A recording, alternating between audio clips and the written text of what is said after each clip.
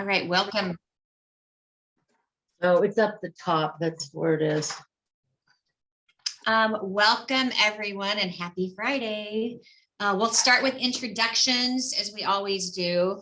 And then we're going to go into a little team building exercise, and then we're going to jump into our planning portion of it. So let's just do a quick round of introductions. We'll start with you, Katie. Hi, I'm Katie McKnight. I am a senior HR analyst for the county, and I'm here to support the committee with your meetings.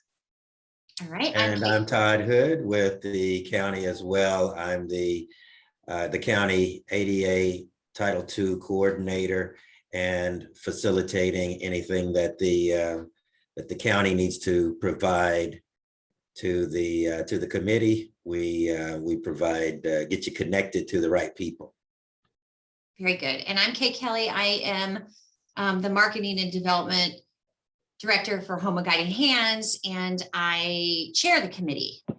And Jessica, you want to go next? Yeah. Hi, I'm Jessica Kramer. I am the founder and president of a nonprofit that is specifically organized to improve the safety for disabled people in 911 interactions. And I am also a HEAL network, which is the Homeless Experience Advocacy Group through the San Diego Housing Federation. And we use lived experience to help form policy and help legislators and decision makers make more informed policy about how to spend money and things like that. And I also suffer from a recurrent meningitis condition, which is swelling of the brain and spinal cord. So sometimes I'm very high functioning, and sometimes I am unable to even self-care. And so I'm very passionate about disability rights and love being part of this group. Thank you. Thank you. And Carolyn, do you want to go next? Sure. Good afternoon, everybody. My name is Carolyn Smith. I'm the 2014 Veteran of the Year for the 71st District. I am a 100% total and permanent combat wounded disabled veteran. I am president of 3 Paws Up, which is a veteran-owned nonprofit to help lift up and inspire kids that are in critical care. And I am an elected official to the Lakeside Community Planning Group, and just started my 3rd year PhD. Awesome. And Susie, do you want to go next?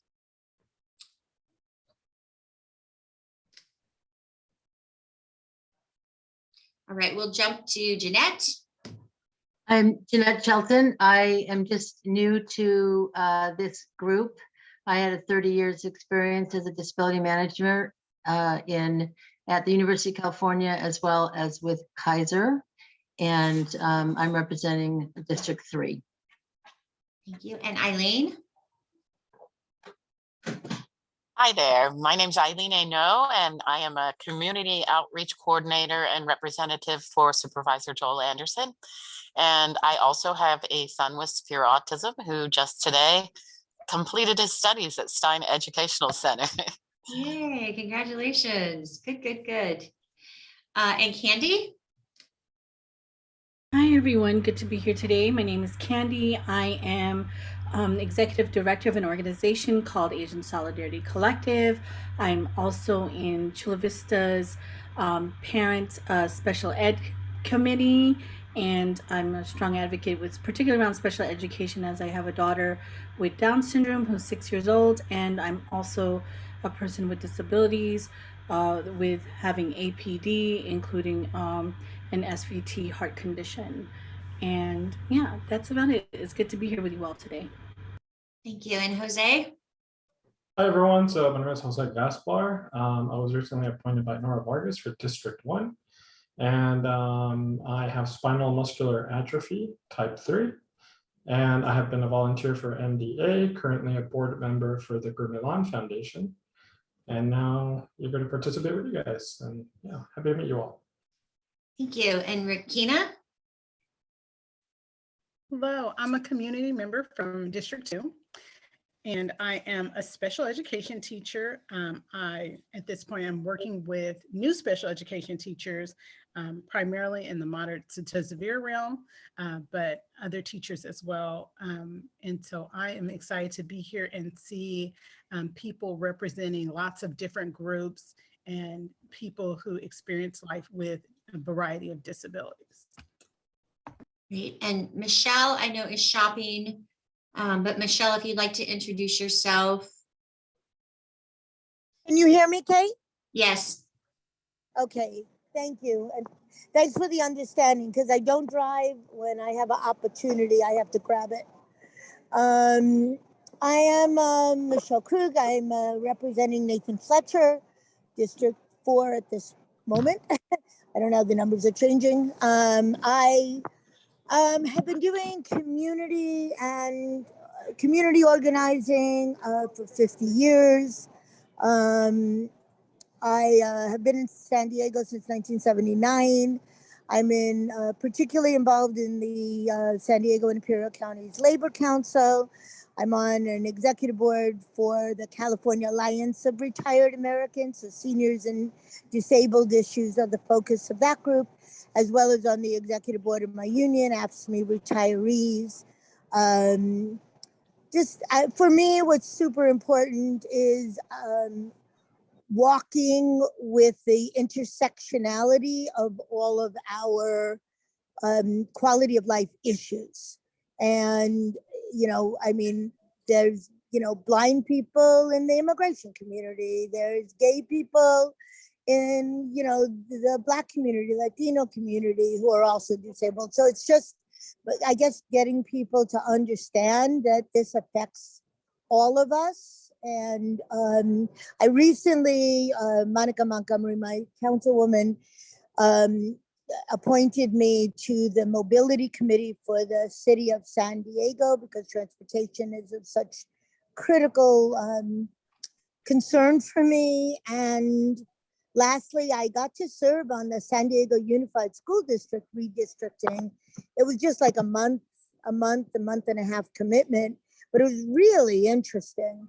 So that's finished now. And yeah, I guess normally they don't allow me to serve on any of those because I am involved in the Democratic Party and they don't want anyone that's partisan. But for this, they just cared about people who are education advocates. And that's one of the major things I've been doing for decades. And that I understood redistricting. So I was very honored to be able to do that. And yeah, and this committee is really important to me because it's the whole county that is affected by things that really make a difference for us. Thank you. Thanks, Michelle. And Susie?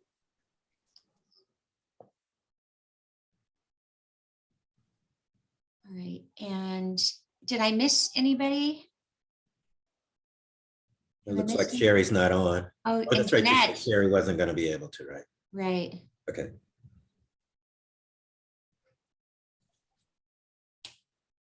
Okay, is that everyone? Yes. Jeanette, did you go? She did. Okay. All right. So what I'd like to do is get to know each other a little bit personally.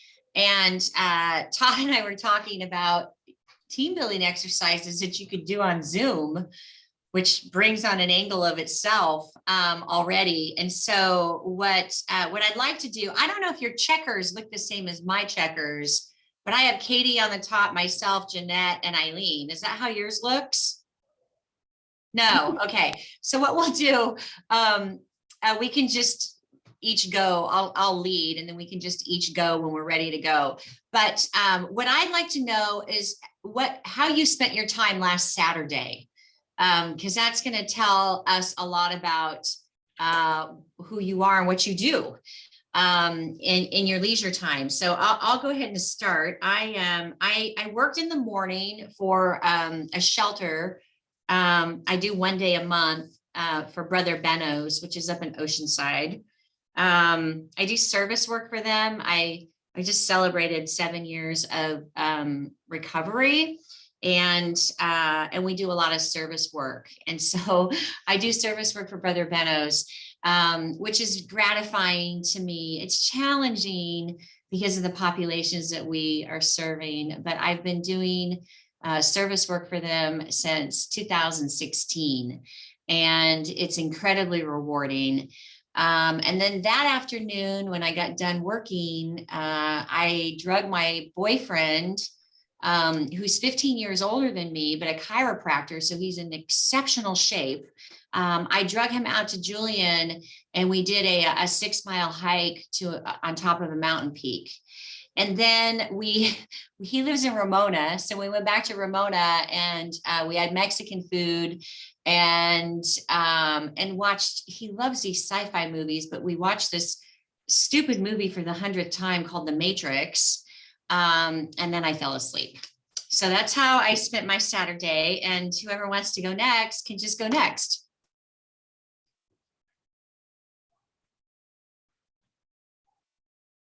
So it's Carolyn. My Saturday usually starts at around 5:30, 6 o'clock. I have physical therapy pretty much every single day for a spinal injury and a brain injury that happened from a roadside bombing incident in Iraq. And after physical therapy, I love to cook, and I have a fully functioning edible garden that has everything you could probably imagine and probably things you can't. And then some friends and I took their sailboat out. He is the original founder of the dolphin program at SeaWorld. And so we go sailing. Then I came home and did a 6-hour stint of literature review for my dissertation. And that was literally the whole day. Wow, that's impressive. I don't know if it's so much impressive as Yeah. If anybody wants to do my literature review, I'll totally drop it off on your door. You got more done in one day than most of us get done in a week. Yeah. I'll go. First, I had to think about what I did last Saturday, because that's like 100 years ago in current times. We usually start our Saturdays taking our dogs for a walk. I have a 15-and-a-half-year-old dog. So we have a royal dog carriage for her. So when she decides that she's done, she lays down, we put her in the carriage. When she wants to get out, she pounds her paws, demands to get out. And we also have a 12-year-old dog. So we do a long dog walk. And last Saturday, normally I spend Christmas Eve with my dad's side of the family. But everybody's sort of scattered now. So my cousin, who's more like my sister, and her husband and my husband and I met in Temecula, which is halfway for each of us, and had a delicious Mexican lunch, and a place called the Mexico Cafe, which I would heartily recommend. And then I had to had a I'm part of the UCSD retirement program. I'm on their board, and we had our virtual holiday party. So I came back in and did that. That was it. Nice. Probably fell asleep at 7:30 because I'm old.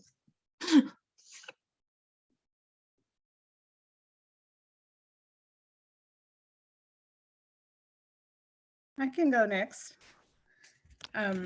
So I'm the primary caregiver for my husband who has MS. So Saturday starts like all the days. So we get up pretty early and get him ready in the morning and get all those ADLs done.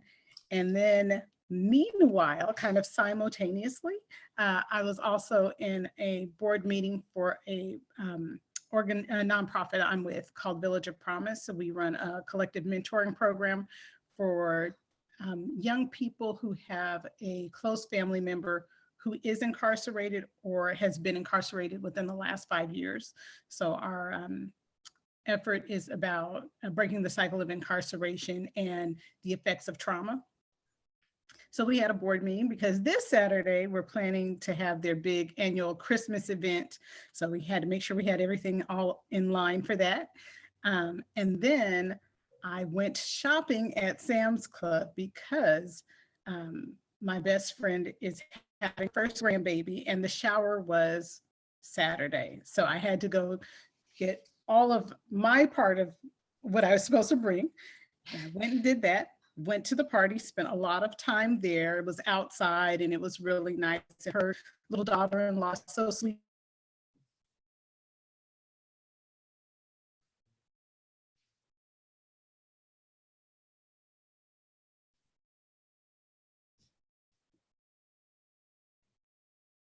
It's like one of those TV commercials. And Okay, maybe I disconnect. Other way. So then I had to go shopping for the birthday gift because I didn't already have it. And so I had to do a little shopping, and then I came home and probably watched TV and did lots of homework like Carolyn. I think that was Carolyn. I'm also working on my dissertation. I just sent off my completed first chapter earlier today. And I'm also working on Congratulations. I Thank feel you. your pain. Nice. I actually had 8 pages of references. That was just the first chapter. So I actually got an eye full of that today. And I was like, wow, that was a lot for just the first chapter. They're requiring 100. I'm probably very close to that. I don't know how many. I didn't count. I don't want to count, but there were plenty there. So that's how I spend my evenings, usually doing some kind of homework or doing something for work.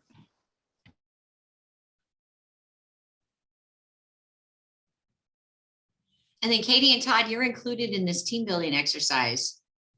Oh, well, I was just going to give people more time if they needed to think through it. But I needed some, Janet, I needed some time to think about what I did as well. But it was running errands. I was going to Los Angeles, so I needed to pick up things and drop off things along the way to different board members. I'm on 5 different organizations, boards all for the same thing, getting people from underrepresented populations outdoors. And so I had to drop off a board member's badge. I had to pick up and drop off a banner. And but then since I was in Los Angeles, I visited my old roommate and then got distracted there and said, I got to get to the hotel so I could get ready for a holiday party. It was actually an in-person holiday party. You had to have your vaccination card. And even then, of course, now we know that that's no guarantee, but we had masks and there was an outdoor area, a little chilly, but it worked out real well. It was a group of different professional organizations, different organizations actually. I was previously on the board of the National Black MBA Association in Los Angeles, so it was good for a good reunion, if you will, for seeing folks as well from my ski club and that chapter. Todd, did you say NBA, like National Basketball Association? National Black M, as in Masters of Business Administration. Oh, okay, got it. I was like, can you hook us up with some Lakers? I'm 6 foot. I'm not tall enough for the NBA. Got it.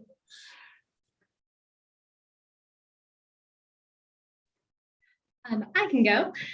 So I also usually start my weekend mornings with a long walk with my dog. Busy during the week, so weekends she gets the long walk.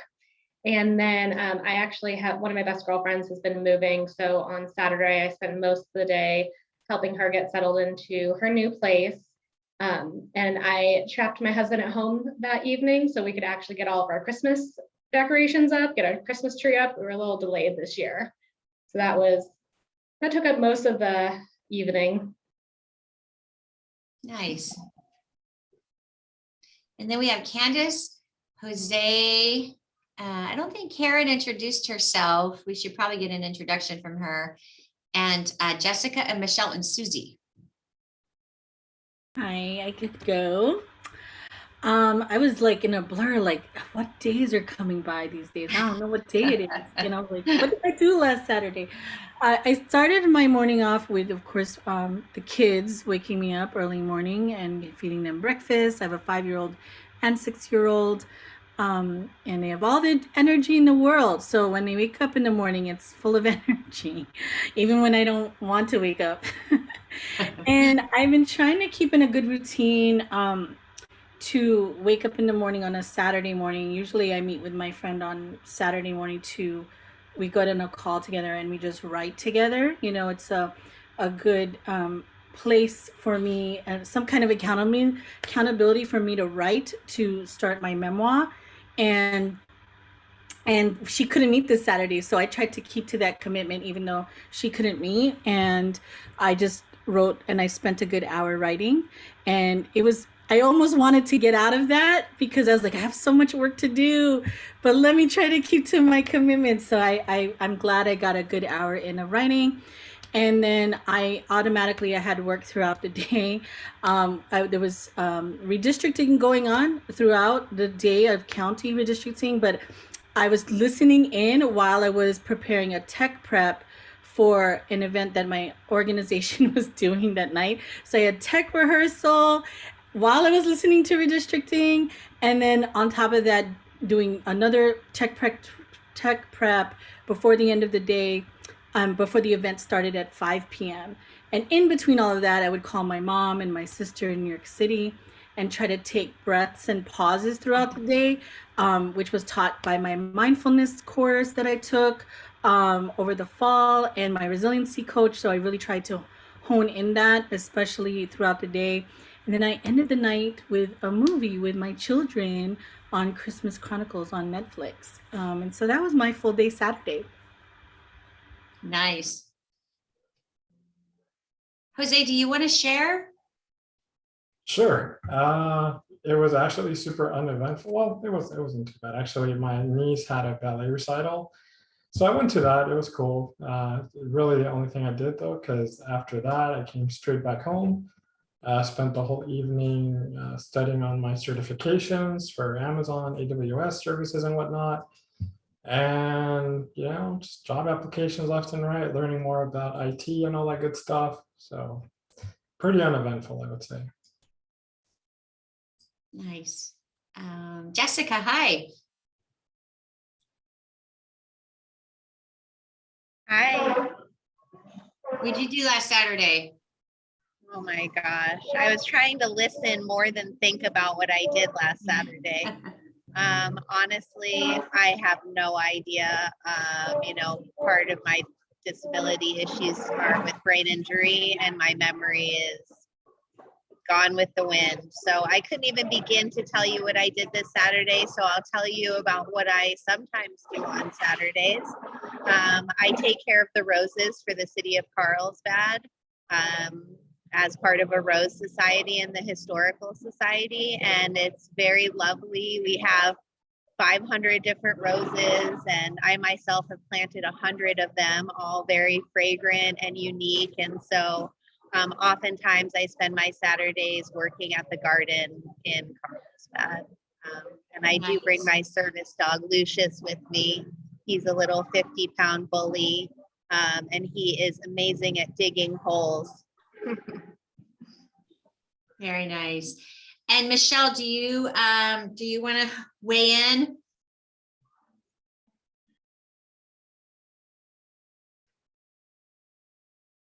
What about you, Susie? Can you hear me? Kate? Yes. Okay, so the question was, what did I do last Saturday? Mm-hmm. So I started off with Precinct Walking. I was picked up at 8 in the morning, so because I was part of the setup crew at a beautiful park in Chula Vista. And then I went to a campaign fundraiser with a friend of mine from Indivisible that she was hosting so that I could check people in. And then what else did I do? I went to a play with Culture Clash, which is playing in Chula Vista through this weekend, if anyone wants to see it. And it's at Onstage Playhouse, one of the few community theaters. So, some of the only community theaters left in San Diego. I think that was it for Saturday. I don't care. Nice. You know, what's remarkable is that every single person has said that they spent their day off in service somehow, which is pretty cool. And then Karen, if you can just give us a brief introduction, that would be great. And if you want to talk about what you did Saturday, that would be great too. Sure. My name is Karen Brain. I work for the county for Health and Human Services Agency. And last Saturday, my husband is a stand-up comedian and he produces a show, Comedy Heights. So he actually was headlining. So my friend and I went to see him perform. Nice. And Susie, can you hear us? And do you want to tell us, if you can, what you did last Saturday?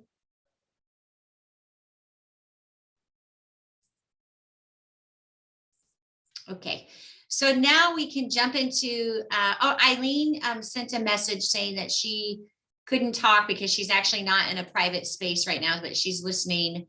And so she's not gonna share what she did last Saturday.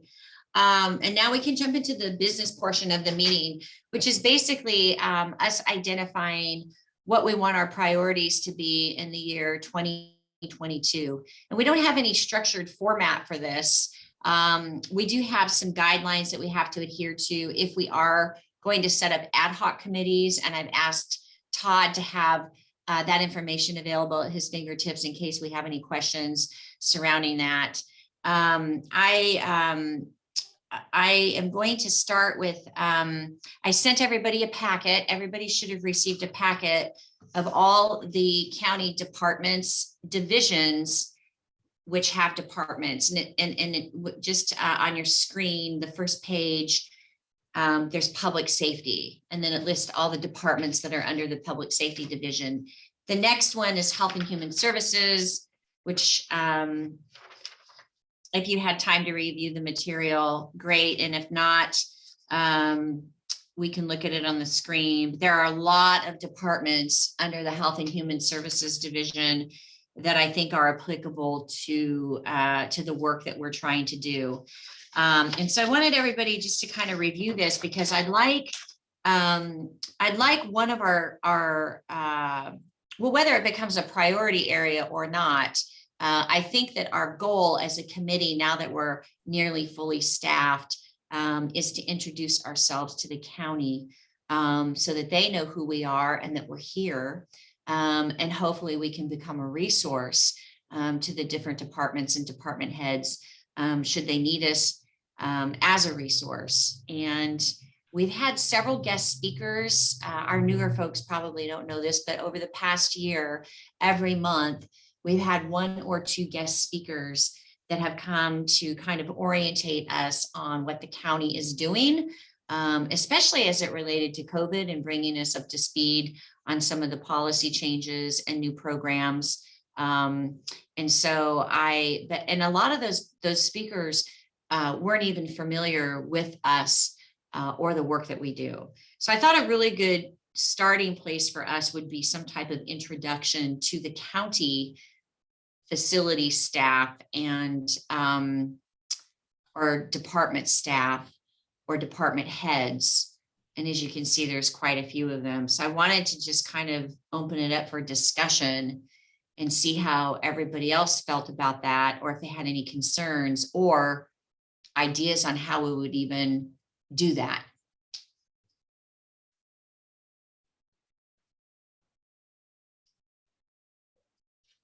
This is Carolyn. In my experience with bringing somebody from the county on, we typically just go through their scheduler and send an email invite. That's how I've done it on my other boards. So I don't know if everybody individually wants to create a list of who they would be interested in having come and speak, or an aggregate list? Right. So we would look at, like, let's say, Michelle, I'm going to read this out loud for your purposes, and you too, Susie. Under the Division of Health and Human Services, for instance, we have self-sufficiency services, aging and independence services, behavioral health services, child welfare services, public health services, housing and community development services, homeless solutions, and equitable communities, and a county successor department. And I guess it would be us identifying, who from that area, Carolyn, if I'm understanding you correctly, do we want to make an introduction to and invite them to come tell us a little bit about what the work that they're doing. Is that right? Yes. And like I said, in my experience, and other people may have a different experience, but for example, if I want a little off topic, but if I want, say, a congressman to come, you go to the military liaison and they'll schedule. So I've done the same for county folks as well. I think they're a little bit less flexible because their schedules are pretty full, but I would just go to the scheduler. So Todd, do you, Todd or Kate, whoever can answer this, do you think that, well, first of all, how many people approximately are employed by San Diego County? We have 18,000, about 18,000, but I can assist the just like we've done when in the past, where we brought in a representative from the Office of Emergency Services, from Aging and Independent Services, from County Communications. Basically, I think what all we would need is which areas are of priority, and then we'll be able to get a representative from those areas. And then I think basically what we've done in the past is to bring the representative from the department in. They give a presentation about the program, services, and activities that they're responsible for, especially those that are relevant for people with disabilities, whether it's a program that services directly services people with disabilities, or it's a program, service, or activity, and there are people with disabilities who also reach out for those services. So I think the most important thing that the committee can provide is the prioritization of the departments and the areas of interest, and then we'll work on getting the representative. That's why I'm here, is to make sure that we bring the resources of the county to you. So on a bigger picture level, I would like for everybody to know at the county that the disability committee is here, and that they could bring information to the committee that we could take out into the community and our own prospective groups. I'd like that also. And I don't know, one, if that's, realistic, but or two, even how to do that, Todd. I mean, it would be great if the public information officer could just do a little, news blurb on us and say, hey, here's your new disability advocacy or advisory committee. And there's representation from substance abuse and mental health and disabled veterans. And we have all these areas of expertise. And we're here for, maybe it's parks and recs, maybe it's public works, maybe it's affordable housing, but we're here as a resource for you. Well, there are various ways that we can do it, and we're looking at doing multiple types of communication. So we have county I'm the countywide ADA coordinator, ADA Title II coordinator, but we also have ADA Title II coordinators in various departments. So then one thing that I am planning is at the beginning of the year, I usually meet with those ADA Title II departmental coordinators, and that would be a forum where we can have someone from the committee speak at to the ADA Title II coordinators to introduce the committee. Many of them know about the committee just because I've been working with them, but to really give them a formal introduction. And those individuals are in each of the departments.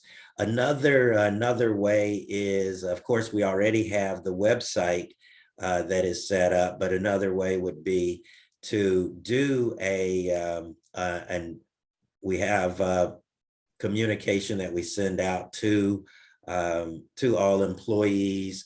And so we'll look at a variety of those. So I think the communication out to the departments, we'll be able to work on the best ways to get that out, because not all employees receive communication through any particular method. Right. So we look at a variety of different methods for that internal communication. I love the idea. On the people that it would really as well. Right. We also have the ERGs. You all had a presentation from Terrell Simmons regarding the employee resource groups that we've got, and so we're going to look at a variety. So one of the strategies that we have is ensuring county departments know that the Committee for Persons with Disabilities exists as a resource for them to share yes, either existing programs and or new programs that they're entertaining, and to be able to get to come to the Committee for Persons with Disabilities as for advisory. yes. So, I love the idea of having one of the committee members go and speak to the management team, whatever you call that. What happens to, well, I don't know, because I haven't worked for the county for 20 years. I worked for the health department, but we used to, if we were going to pilot new projects, if we had a grant funded program, we would have to have these stakeholder meeting groups.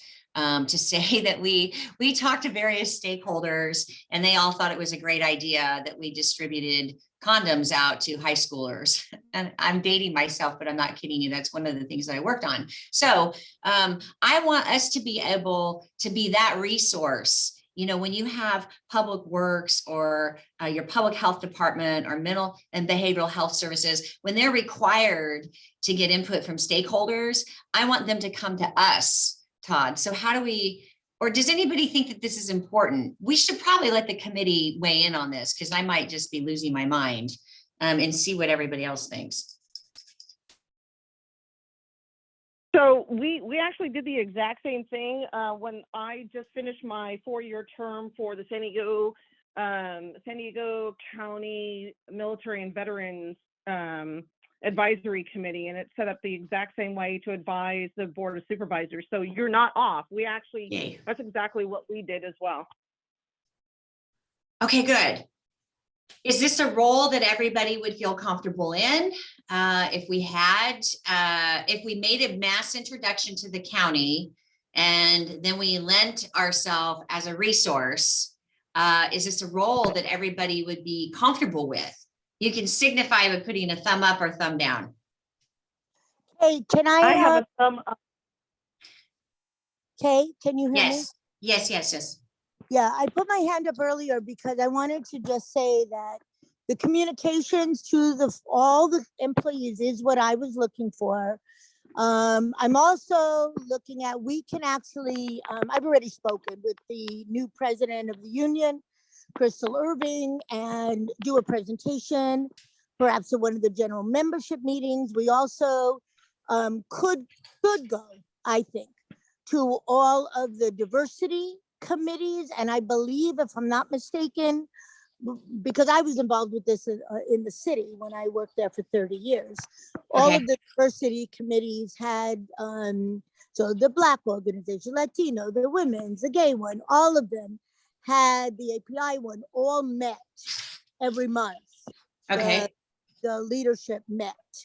So that might be a possibility, or even doing that kind of outreach. But I want it to be more than just, a few directors. That we should do the directors, that's good. But I want to feel confident that it's actually getting down to the real worker. I'll tell you that if we could present to the union, we could present to the diversity committees and to the management team. That would be wonderful. How does everybody feel about submitting a headshot and like a brief bio? Yeah, and I'd be willing to do it. I work in marketing. I do this, so I would be willing to put together like a nice little one-sheeter of, meet your committee, meet your 2022 committee, and we can put a photo and a little bio. Carolyn in particular, I'm so impressed with your credentials and what you have done in the community and what you're continuing to do. I just feel like there's so much credibility with the level of expertise, professional and personal, on this board. It would almost be remiss for us not to boast about it, for lack of better words. How does everybody else feel about that? Yes? Yes? Okay, good. Then I'll go ahead. Nope, I was just adding my yes. Okay, then I'm going to reach out to each one of you individually and work on a headshot and a brief little bio. And then I'll commit to doing that after the first of the year. A bio sheet. And then that will give you the tool that you need, Todd, and you, Michelle, all of us actually, if we're going out and introducing the committee to people who are not familiar with us or the type of work that we can do. Would you want to have that on the committee website as well? Yeah, that would be wonderful if we could load it.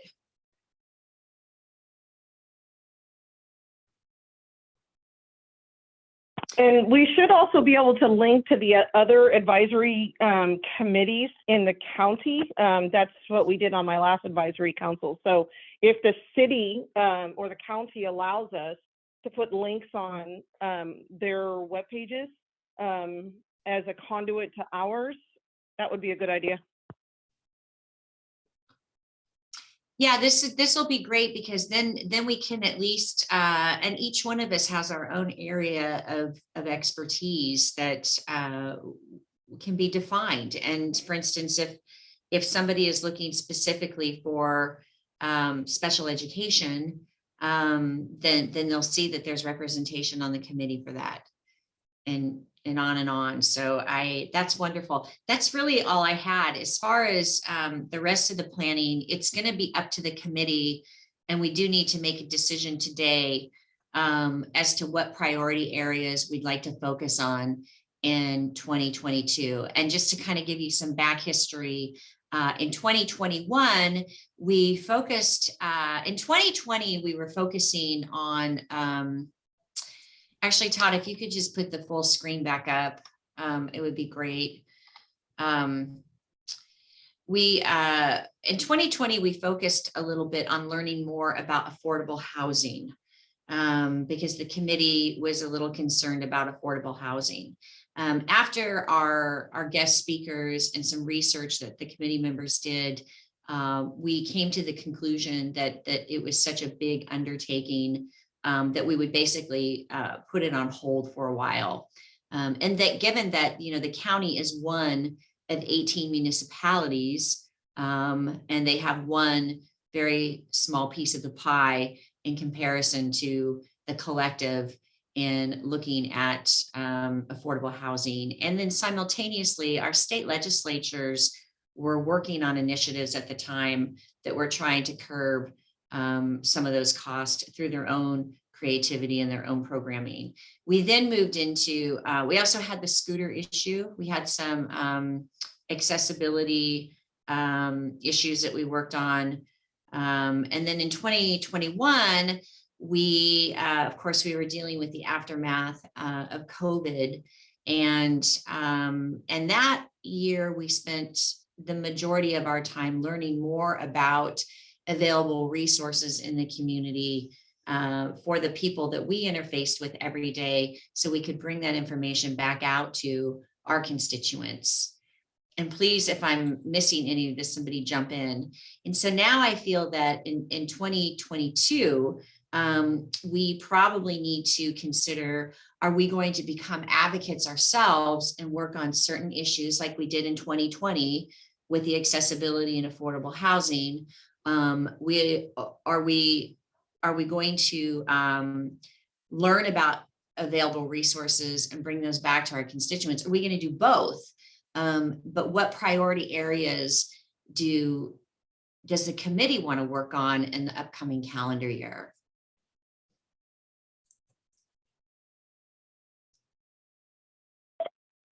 Jessica has her. So, oh, sorry. Yes, Miss Jessica. Oh, you're muted though, Jessica. Yeah, I know that one of the things that I feel very excited about is holding accountability to areas that are not accessible within the county, including the housing department. I do agree that affordable housing as a large topic is too big to address in entirety, but I still think that we could assess the ways in which the county's housing authority is not accessible. And be very, very impactful in that. I think, personally, that's been an area that I've suffered a lot of harm in. And so I'm personally interested in still looking into that. But really, accountability is what I'm most interested in. I also love learning and networking. I love when people come on and introduce a program or something that I wasn't familiar with. But I'm really excited to find out where areas are not accessible and then act in an advisory way that lends towards ultimately holding these departments accountable for the ways in which they're not accessible. Okay. Carolyn? Well, I think it's really super clear for me that it's, my disabled veteran community. So that will always be my exciting main focus, and the synergy of the biotech space. So that will always, I'll work on anybody else's project with them, of course, but that's always going to be my focus. I actually agree with you, Carolyn. I haven't seen, we haven't done anything with the disabled veteran community since I've been on the committee, and I'd like to see us start working on some of those initiatives. Well, and I appreciate that, because there are so many tentacles. For example, California doesn't allow, for example, a spouse of a active duty member to, if they're a cosmetologist, it's not recognized in the state of California if it comes from a different state.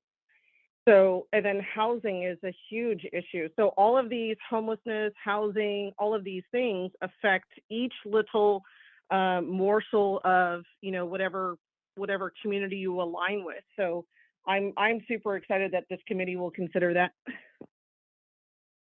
Good. Candy, do you have anything that you think would be applicable to your constituent base or your children Yeah, I do. I mean, there's a lot I have that I've been thinking about and sitting with. Definitely around special education, I think, like exploring that in terms of education. What are the needs that our school districts perhaps need? And what are the things that are missing? How can we, make advocacy for funding that needs to be in those kind of spaces? I would say, because a lot of times that's always seems to be the issue in terms of special ed. And I also want to, uplift someone here who also involved in special ed too, who can make some good recommendations as a special ed teacher. I would also think about also public safety. I think in terms of persons with disability, as we see across the country, people are doing work on alternatives, and how can we support mental health communities, people with disabilities, and how can we create more alternatives for people with disabilities on approaches that are community based. So I think that's definitely an area that I would like to see us to do. The other thing is right now, vote centers are being really rolled out here throughout San Diego County. And what are the ways we can really weigh in on what's needed for accessibility as vote centers get implemented here throughout San Diego County? I do know that the registrar of voters are working with folks, but it would be good to see how we can weigh in on these kind of conversations. So those are the top, I guess, 3 things that are, or did I say 4 things that I have in mind on things that we can focus on. 3, and that is a really good point. I had not thought about the voting accessibility, and I'm sure Michelle has some really good input and firsthand knowledge as to where the holes are in that system. And it really kind of ties into the veteran. I can see the synergy between those 2 initiatives. But that's a good one. And we haven't heard from anybody from the voting center either. It may not be a bad idea, Todd, for us to invite somebody to come talk with us. Definitely. Jeanette, Jose, Makina. So I guess I'll go. So I'd like there to be a focus on, I don't know if maybe like a web page is applicable, that would somehow be linked with the committee or just the city in general. But if there was like a centralized and updated avenue for resources, right? Given that there are so many committees, programs, resources in the county, just something that would be easily accessible for everyone, right? If it's, housing or equipment for people with disabilities, I mean, you name it, just something that would be accessible and easily readable for everyone. Now, would it be valuable to get more around the 211 framework, because based exactly. So yeah, something like that. So maybe something that can be accessed online, but something more so that's just actually updated and there just to access on your phone, on your computer, whatever that may be, right? Not necessarily just by telephone and speaking with someone, because I mean, I've personally used 211 myself, and oftentimes they just kind of like, oh yeah, just call this number, oh, we'll redirect you and they're already closed, or you can't reach someone.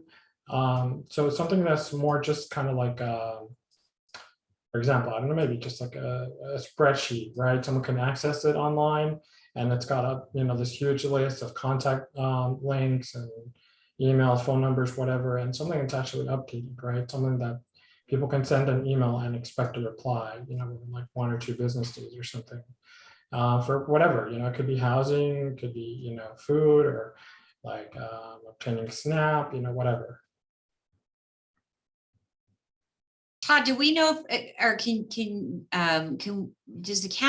we know if the county has that data currently on its website? And if not, can we find out how we can work on creating that and maintaining it?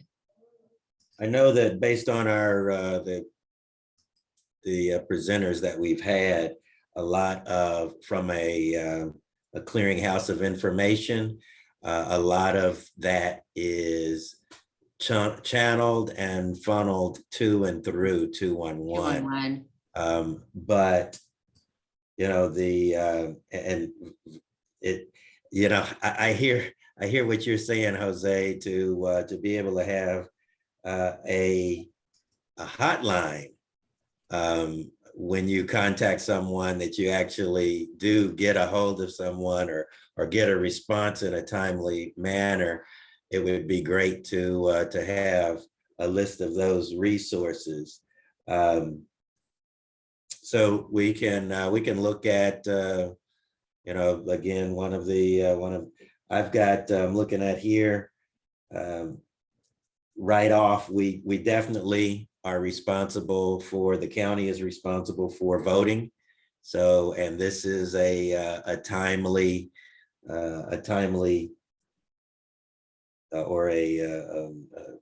it's very timely for the upcoming year.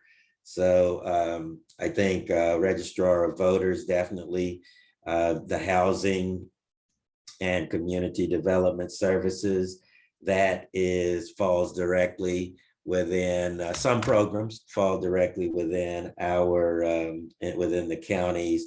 So if there are, we've already had one speaker from HCDS, and but to really get more around what it is that if we have areas that we know are opportunities for increasing accessibility, then to be able to provide that feedback to them. I think from a disabled veterans perspective, that falls into all these different areas.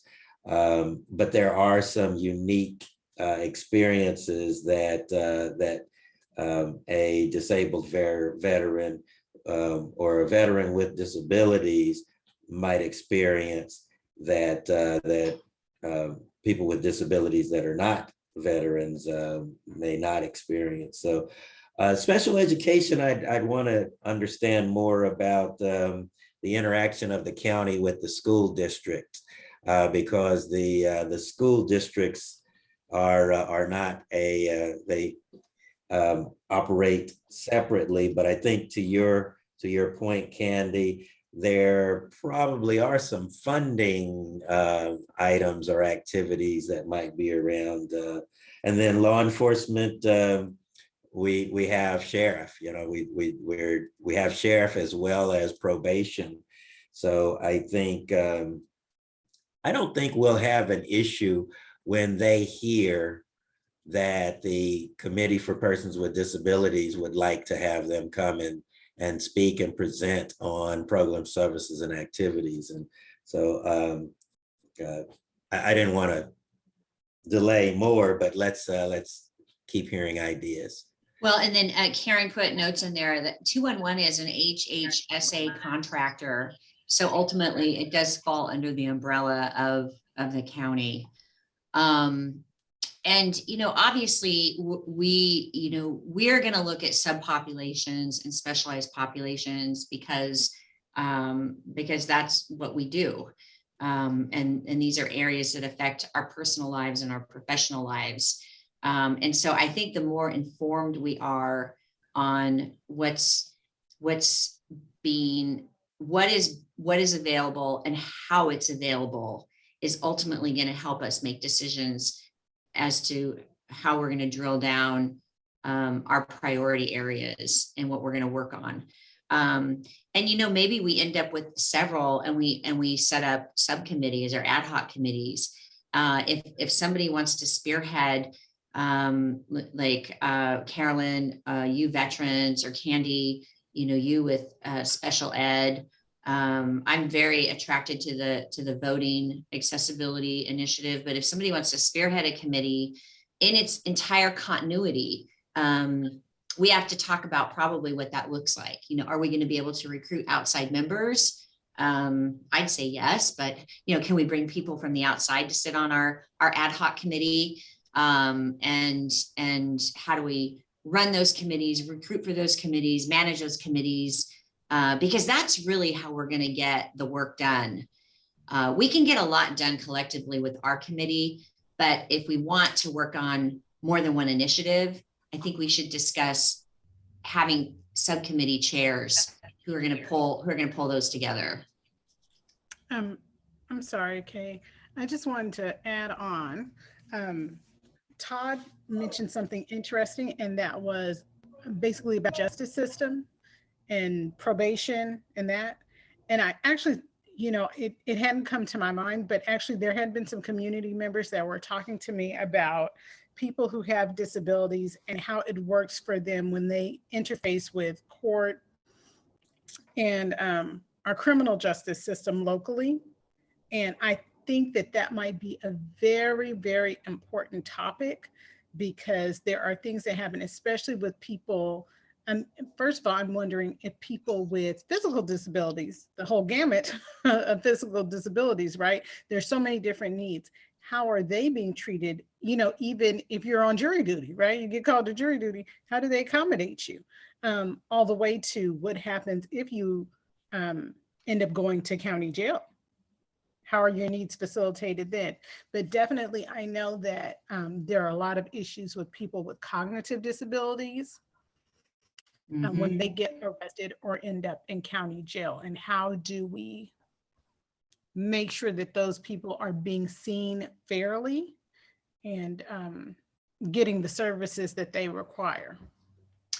I can actually weigh in on that. We had a client, Home of Guiding Hands owns and operates 30 group homes in East County, where we have individuals that live with us 24/7. And some of those individuals were born with their disability and aged out of the foster care system into our group home placement.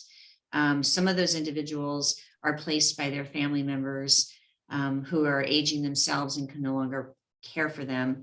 And some of them were just made wards of the states, and they grew up in our group homes. We've been in business for 55 years. So we actually have a client population of lifelongers. And we had a client recently who stole something from a retailer, and he was arrested. And the law enforcement working with him were very kind, and I believe that they were well trained, and they were quite sensitive.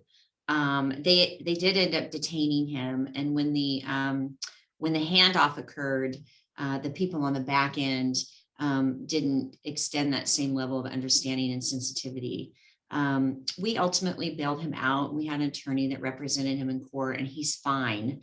But I think the whole experience, I think that it was very apparent to us that the training that was occurring at the point of intervention was exceptional, and that beyond that, there was very little, if any, awareness of his special need. So it's, that's one situation, and I'm not sure how. I know in the prison system how the sexual offenders who have Down syndrome are treated. They are separated into separate facilities. But in that interim process, the process that actually falls under the county jurisdiction with their jails, I'm not really sure what happens to them, or if they even have separated facilities or specialized training. So it may not be a bad idea, Todd, if we can get somebody from that end of it to come talk to us to help us in our decision making. Most definitely. We had a couple of hands raised. Candace was up first, so I'll let her go. Hi, thank you. I really want to uplift Rakina and what they're naming here. I think also what I want to add on to that is, topping with the intersections of race, class, and gender with disabilities is really, really vital to name, particularly around people of color and people with disabilities. So I think really lifting up that as part of the experiences that people with disabilities face with their race, class, and gender in those intersections.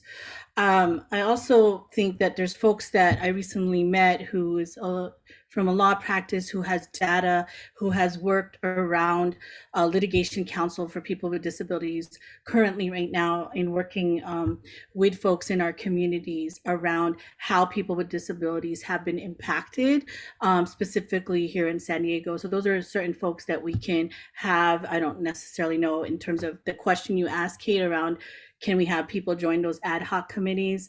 That's a question we'll explore more, but those are the folks I would imagine when we have conversations around what does alternatives look like, what are the things that we need to advocate for people with disabilities and how they're impacted around law enforcement and such. Mhm. Jessica had her hand up too.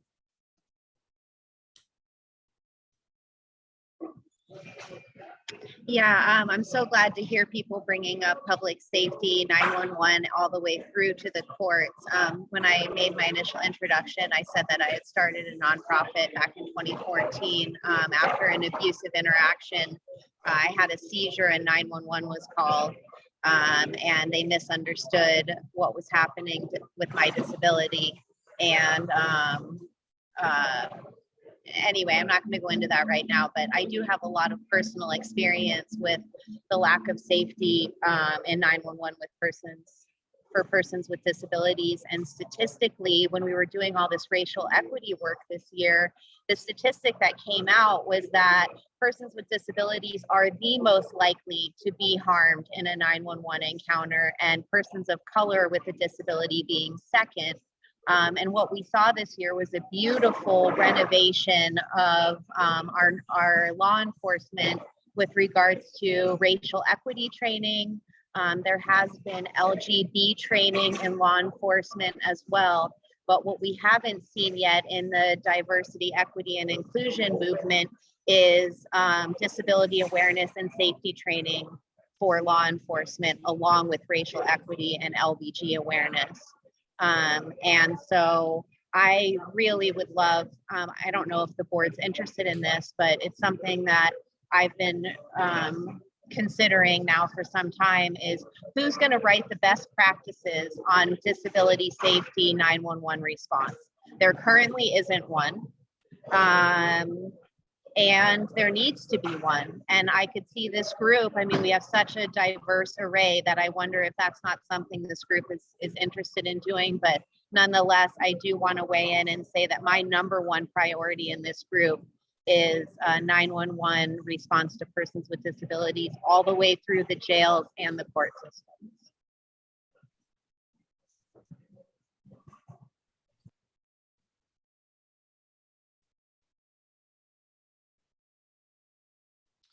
Okay, so just to recap, as far as priority areas, we have public safety, which includes the criminal proceedings and handling of individuals with disabilities, and race and disability.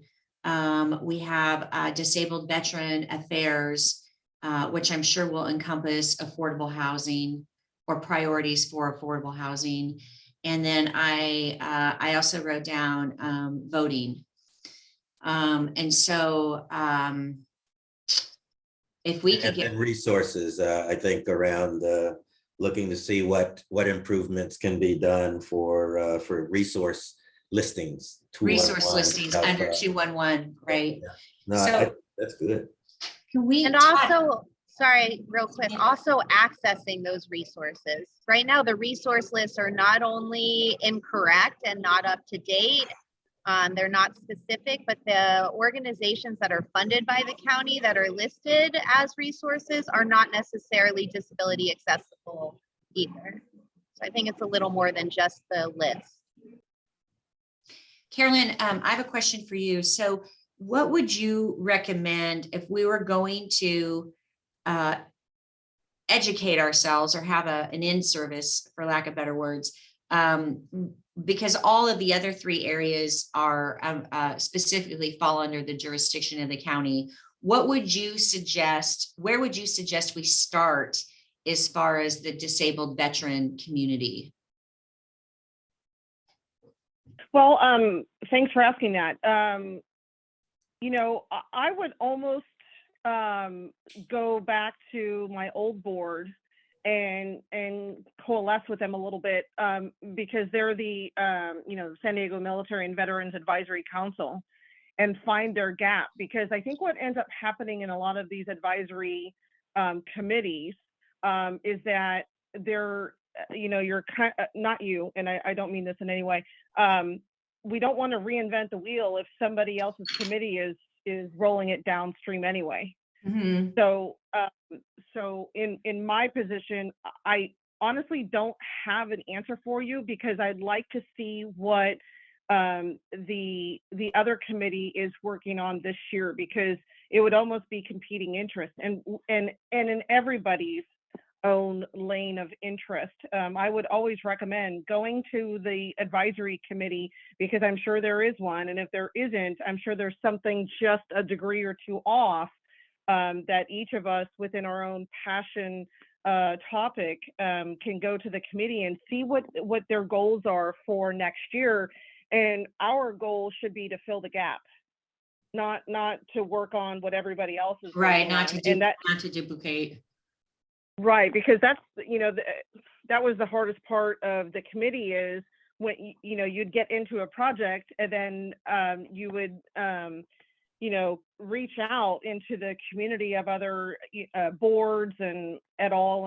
And realize, well, the housing issue was done by the county is way more in depth than any of us can come up with in our voluntary time. So I would just recommend that each of us who have this passion of what we want to do come back, in January or, send emails to the whole board, et cetera, to figure out what's the gap. What is something that the other boards don't have time to look in on? And it may not be as juicy and salacious and awesome, but it's still a gap. And I find that as a veteran, I fell through a lot of these gaps. And the resources probably were always there, but there wasn't anything that was making a resources symbiotic. And I would venture a guess that happens in everybody's topic of interest as well. So it would be my thought that to go back to the boards that we know about and have a quick dialogue with them, and then shoot that information over to you. Then you can kind of make the assessment of, is there a gap here? So that we're not reinventing a wheel anywhere. Okay, sounds good. Candy has her hand up.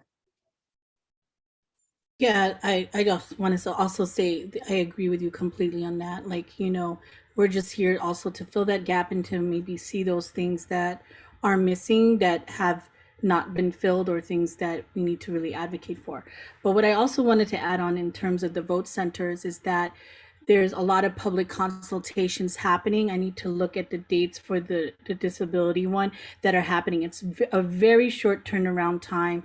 The EAP, which is really the implementation process of the checklist of the things that need to be required to make sure that the way vote centers are rolling out are really outreaching to the communities it needs to be outreach to. So there is a lot of public consultations happening that we missed this month of December and in January, and the final EAP hearing is at January 28th, and the 24th is right before that, I guess, the final public consultation input. So there's a really short turnaround time, but I kind of wanted to flag that for us as something to really look out for and what we can do in the time frame that we have to be able to push out, here's the outreach that needs to be done. So the first things first is joining a lot of those VAC and LAC meetings for accessibility, and trying to see who we can position from our constituents to join in on those accessibility groups, and anyone can join them. So our meeting is going to be, our next meeting will be on Friday, January 14th. And the meetings that you just mentioned, are they open to the public? Are they public meetings? Yes, they are. So if you could send us the information, if you could email it, or just even the name of the group, I'll research it and send out the information to the team. It may not be a bad idea for us to add that to our calendars and at least try to participate in that.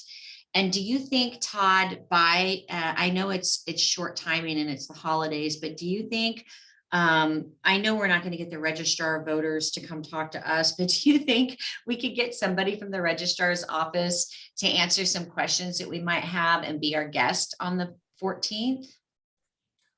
Well, we can definitely reach out and see.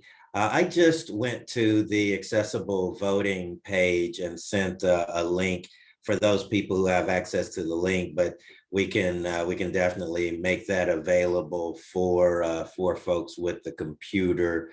And then for those without a computer, we might be able to print out the page and look and see if there are where the committee might be able to look and see if there are considerations under the accessible voting page, because this is basically they're providing, these are resources that the county is providing from a voting perspective. And if there are improvements that can be made to not just the web page or what's on the web page, but to any of the programs, services, and activities that are being linked from this page, I think that would be great. And whether it's the January meeting or the February meeting, I think we definitely be able to get someone in. I'm always cautious about committing folks when I don't know their schedule, but we will reach out immediately if it's deemed that the committee wants to have someone come in January. We'll reach out and see if we can get someone scheduled. Hey, can you hear me? It's Michelle. Yes. So Yes. I'm actually on the Voter Accessibility Advisory Committee, and I don't think it's unreasonable. I appreciate that, Todd. It's not unreasonable that we can get someone to talk.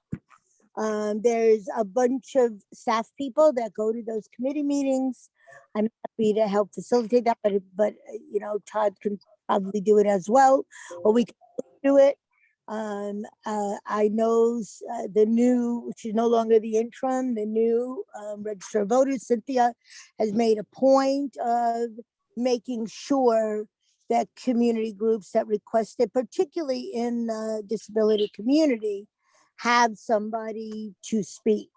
So, so it's not unreasonable. I mean, you know, as he said, I don't know exactly the second Friday of the month do they have someone, but I'm happy to help in any of those ways. We just had a meeting last month, and I also have concerns over that accessibility center. I was not for that. I'm much more for the local polling places, because I do think that this is going to make it challenging for people who don't necessarily have transportation and all of those other things. There is a focus absolutely on making them physically accessible in terms of, you know, ramps and things of that nature. I'm less worried about that than I am about people being able to actually get to it. And the only shining light, in my opinion, is that now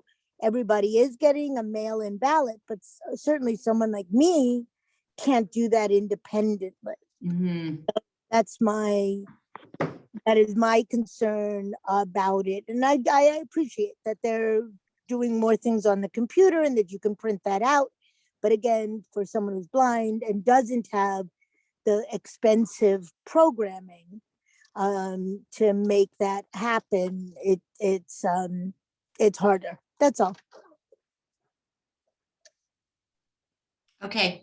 Are there any other areas that the committee would like to discuss?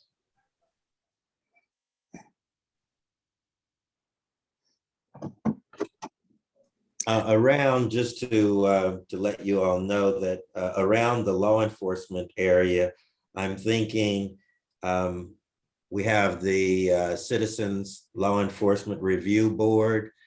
You all may want to hear from them and hear what their perspectives are as it relates to individuals in custody, and what their experiences are, as well as as I mentioned, probations, district attorney, and sheriff. So I think, I mean, we could have, that could be for months right there of visitors, and then as well to look for opportunities as we just found with Michelle, to look for opportunities where there are already citizen boards that might cover a particular area. But I think I really believe that I know that we can bring some representatives from those areas who'd be very interested in sharing what accommodations are being made, but also to hear what your impressions of ways that they can increase the accessibility. I think that would be great. And then if I could just request that we have one speaker per meeting, which will allot them enough time and the committee time to have a really good hearty discussion if needed. I feel that when we have two people, I'm kind of, I'm always, we're at a time boundary, and we don't really get the quality information or quality time that I'd like to see occur. So if we can just do, even if it takes several months, Todd, I'm okay with that. I'd rather have good, thorough, accurate information than be rushed. And if we create ad hoc committees too, then we could have report backs to our meetings. If we invite them into the ad hoc meetings, that would also be a way to preserve time too, if that helps. Yeah. But I also wanted to add on that list, that growing list of folks is probably, I just had a meeting with the mobile crisis response team a few days ago. Excellent work that they're doing and the alternatives they're doing, and they're part of the behavioral services, the San Diego County. So I would really recommend them as also someone to present to us as well, because the work that they're doing significantly serves mental health communities, and they are intentionally designed to create an alternative. So I think they would be a good group to meet with as well. Great, that's great. Kay, this is Michelle. I just wanted to tailgate on the suggestion of having the people meet with the ad hoc committees. For me, I really would like any presenters to be presenting to the full group, because I don't want to have to feel like I have to go to 20 meetings. I just, because I would want it directly rather than it being filtered through someone. And, I want the ability to ask questions or follow up. Okay. What that means then, Michelle, is that you're going to have to, what that means, Michelle, is that you're going to have to sit on every committee. It might mean that, or we just have presenters to the main group. And Jessica had a question of, can she request that we ask speakers to speak specifically on their accessibility, ADA reasonable modification policies and procedures, not just on their overall services? Yeah, I have to tell you guys, this has happened more than once, where I have briefed with a speaker and I have said to them, do not do this. Do not present all these slides, because a lot of people are calling in on their phones. We have one person who's visually impaired. Like, this has to be an audio information session.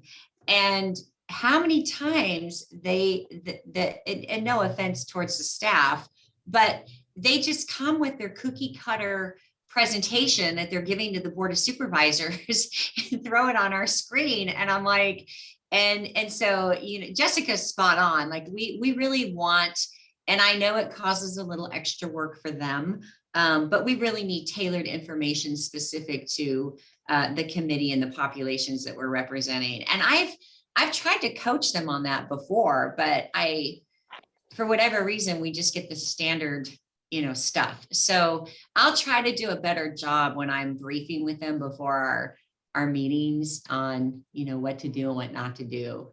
But it is a little frustrating because it takes up time, and it's so much of it is just not even relevant. Hey, I don't think it's a limit from you. That's great that you're going to emphasize that. But honestly, I absolutely have had that experience. And I think it's up to us to stop them and just say, actually, this is what we need to know. I mean, that's up to us to be saying, this is what we need. You have 15 minutes and these are the things, or maybe we give them the specific, I agree. question that we just stop them and in their tracks, because I've started doing that in other situations and they'll like, just like, oh, like the deer in the headlights. But it's like, that's the only way we're going to change that culture of, honestly, laziness, of not going beyond and paying attention to what group it is that you're going to. I'll tell you who I was really impressed with was the man that came to speak from the board, from the clerk's office. And that, I don't know if you remember the people who were actually on the Zoom. He just had his name on the screen at one point, and I didn't know who he was. And I said, oh, I wasn't sure who you were. And within minutes, he had changed his name to the county logo and had his name and his title on that. And I was like, wow, this kid is really on top of things. Like he was pretty sharp. And then we had one lady who was a department director. Todd knows who she is. And I briefed with her extensively on not to do visuals or websites. And this is an educated, sophisticated woman who is managing, I'm sure, hundreds of people at the county. And she came on during her presentation and just gave us the status quo. And while it was happening, Michelle, and I knew you were going to jump in and stop her. I knew you were going to. And while it was happening, I felt like I was trying to stop a high-speed train accident. But I talked to her beforehand, and she just, for whatever reason, used the same presentation she'd just give to anybody. And when it started to occur, I was like, I tried to warn her, but she just did what she did. And you jumped right in. You were real aggressive with her, if you remember, and basically stopped her. So, and I think too, that her presentation was incredibly long, mostly irrelevant to what we were trying to discuss. And we ended up getting through a fraction of it. And I don't even know, honestly, that we got the information that we were seeking out. But I'll make sure that as we move forward, especially with our initiatives, because they're important, because they're not going to be just information sessions for us. We're going to gather this information and then make the decision as to whether we're going to go out and advocate for some type of policy change or real change within the system. And so we just need to make sure that they are, one, prepared, and two, that we're really getting the information that we're looking for, so we can make those decisions and work on these issues. One thing I right? might add, to that end might be, I know how to give people specifics and then they kind of still do what they want to do anyway. But one idea might be to like tell them like, okay, our basic setup is we're going to give you 15 minutes. You have, 2 minutes for introducing whatever program or what have you that you're with. And then we have these specific questions geared toward, if it be law enforcement or someone in education or a clerk's office or whomever, specific questions we have regarding our work in their office. And we're saying we specifically want this information. We might ask more questions after that, but walk in with this, because all that other, like you said, your general presentation that you're showing to make it look like your office is effective, we don't really care about. No, you're right. And Candy is right in the notes too. Michelle, it's auditory and it's visual, both. We need both. We need the committee members to be able to receive the presentation information in that format and those formats. And then you're right, Rakina, maybe it would be helpful if I were able to send them specifically what we were looking for. And then also Candy wrote in the notes, Michelle, maybe we can get their presentation ahead of time. And I think that would help alleviate a lot of the unnecessary stuff too. I think one of the, oh, sorry. Good stuff, guys. Oh yeah, okay. So this is Jessica.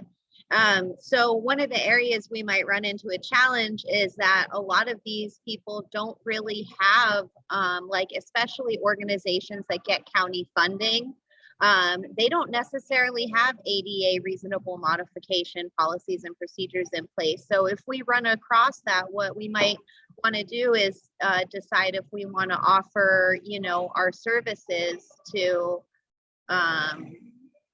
you know, help them see either where it's needed. I mean, I don't think anyone's going to come right out and admit that they don't have it, but they might struggle to present it. And in that case, rather than putting them on the spot or making them feel uncomfortable or having them show up with information we don't want, maybe we could consider saying, you know, if you don't have this stuff in place or you're not sure how it applies, we would be happy to speak to you on that. Mm-hmm.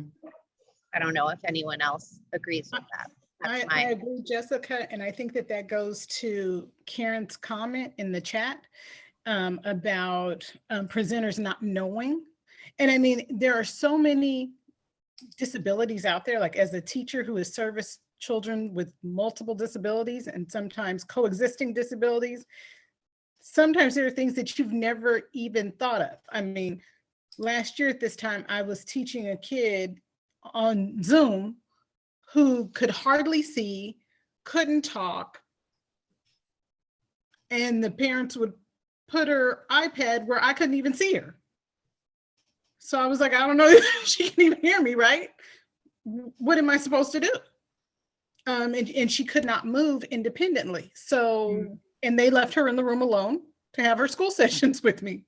So, I mean, and I just use that as an example of like, in that situation, I'm trained to teach students with disabilities, but that was one I never tried on before, right? So, and it took some tweaking to try to get it right. I don't know if I ever truly did, but I did what I could. So I'm wondering if maybe there's a point where we could even maybe kind of develop a presentation from us of how we want people to present things, because it is hard for someone, number one, without a disability and without extensive training in working with different disabilities. And again, there's a whole big giant spectrum of disabilities to know what to do. That is a very good point.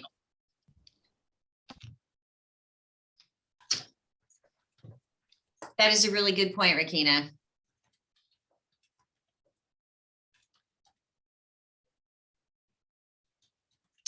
Okay, is there anything else? We're going to get done early today.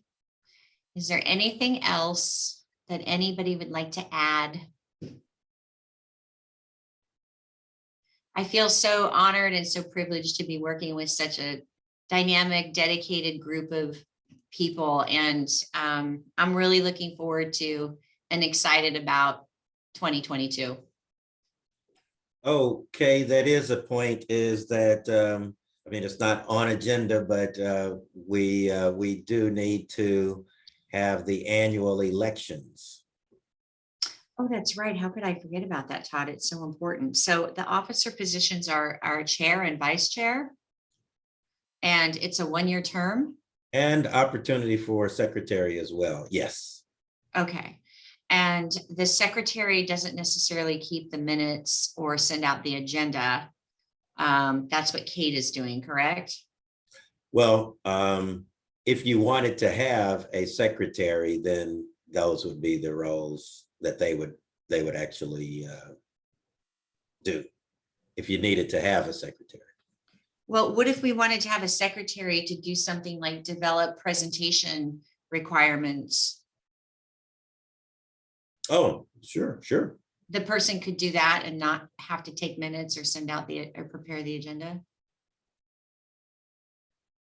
I'm sorry. I don't think the policy requires, you know, I can look at the, but I know that it was, if there was a secretary, you could have a chair, a vice chair, and a secretary, but okay, certainly. I mean, unless somebody wants to be secretary, I think we should forego the secretarial position. How does the group feel? I want to make a suggestion before before we take the pulse on that about a secretary. I think one thing that was valuable when I first came back onto the committee, right, was that you played the role of being like an outreach person. And so I think that a secretary might be important for that piece, because you kind of tracked me down, I think. I did. Which I appreciate, right? I'm still here. Which a county person might not do so much of, and maybe not, no offense, Katie, I mean, I think you do a great job, but just that maybe if it was a committee member, it might be a bit more personalized when if someone is saying like, we have you on our roster, or we need to reach out to you for a specific reason, that it's coming from a committee member. Can I make a suggestion, Rakina? I think that's a really important point.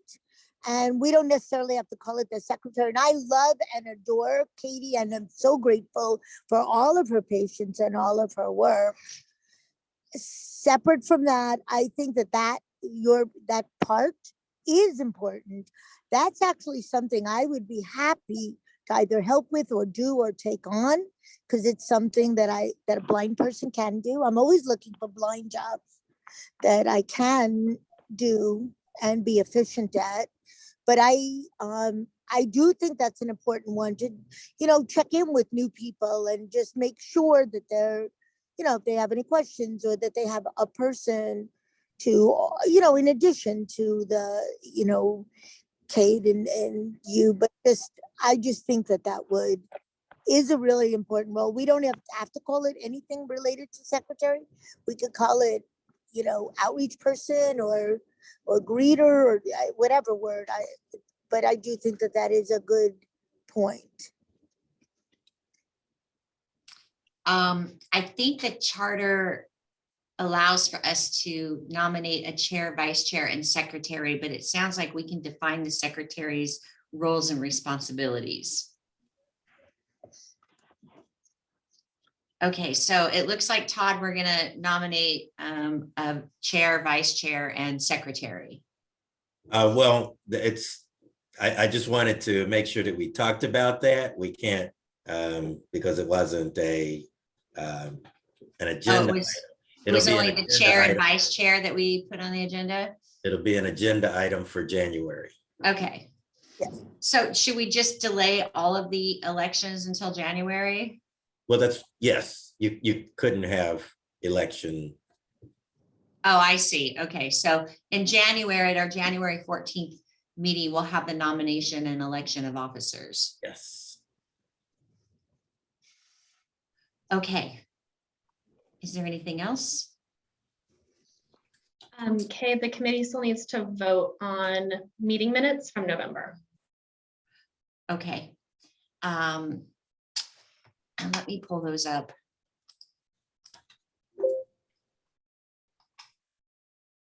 And I just want to make a motion on the notes to amend the part that says, where it says, Carolyn wants to talk about veterans. I would just ask to implement disabled veterans, because if somebody looks at that, I always want to add the disabled part in, so it looks like it makes sense to why it's being discussed in the committee. I can make that edit. And I'll do that moving forward, Carolyn. Okay. Do I have a Awesome, thank motion? you. Do I have a motion to approve the November minutes with the amendment? I move. And I second. second? This is Carolyn. Great, thank you very much. All in favor? Aye. Opposed? Aye. Aye. All right, motion passes. Thank you very much. And if that is all we have, then we'll adjourn, and I hope everybody has a wonderful new year. Okay, I'm sorry, we also have to do the authorization of teleconferencing meeting option. Oh, that's right. Hold on, let me pull it back up. Hold on. I will move that we extend that for another 30 days.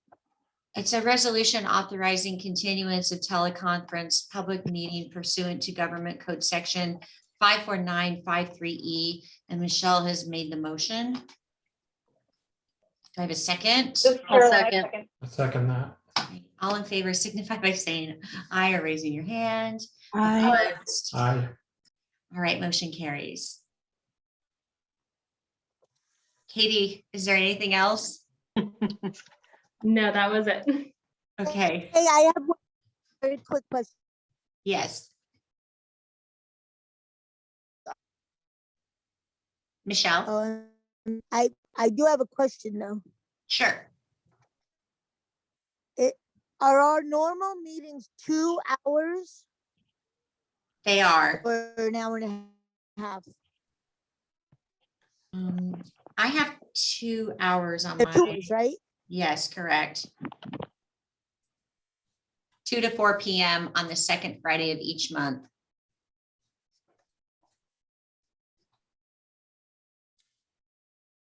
Oh, that brings up another point. On the second, did you want to talk about the second Fridays versus third Fridays? No, because I did reach out to the committee members individually, the ones that had the conflict, and Sherry's conflict was only this month. And my conflict is every month because that particular Friday is my day off, but I don't really care. So I'm fine. So we're good. We're going to keep it on the second Friday. I'm out next month, but we'd be able to have, I'll have coverage. Okay. So do we have a speaker set up for next month? Not yet, but I'm working on it. Okay. I wonder, now that we've decided what our priorities are going to be, how are we going to begin to move forward on our priorities? Well, first, we're going to get information from the speakers who represent the priority area. And then we're going to reconvene and strategize. Okay. I wonder if maybe I think we have 4 things on our list. Is that correct? We have 5. Okay, I wonder if we could take some time at each meeting to pick one of those things and maybe have a round table where we each have a set amount of time where we could share our, basically our experiences with that particular topic and kind of educate each other a little bit on the various ways that we've interacted with that topic. I think we will be able to, because we have, we're drilling it down to one speaker. So I think that we'll have a lot more time actually to really fully vet each area. Awesome, because one of the things I love about this group is we all come from such diverse perspectives. And I think with disability safety and awareness, it is super important that we kind of have some common understandings because every disability can present so differently. So I'm really just looking forward to learning from everybody in this group with their different experiences. I think it'll be great. I'm excited for our upcoming year. Okay, if that is everything, I'm going to try to jet off to my client holiday party. And I hope everybody has a wonderful new year. And Thanks for all the great work you've done. Thank you for your time today. Thank you, Kay. Thank Thanks you, for Kay. everything. Bye. Bye. Bye. Happy holiday. Happy holidays.